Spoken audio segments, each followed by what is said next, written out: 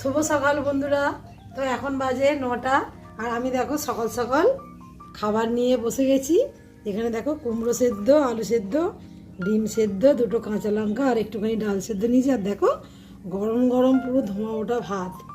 তো সকাল সকাল কেন ভাত খাচ্ছি জানো তো? আমার আজকে রক্ত পরীক্ষা হবে খাওয়ার পরে, খালি পেটেও নিয়ে গেছে আর খাওয়ার পরে হবে, তাই খেয়ে নিচ্ছি। তো আপনারা পছন্দ করে কি সেদ্ধ ভাত? জানিও কিন্তু। এই খেতে লাগছে কিন্তু একদম গরম গরম। আর ঘি দিয়েছিলাম কিন্তু, ঘি আর একটু নুন মাখিয়েছি কাঁচা লঙ্কা দিয়ে।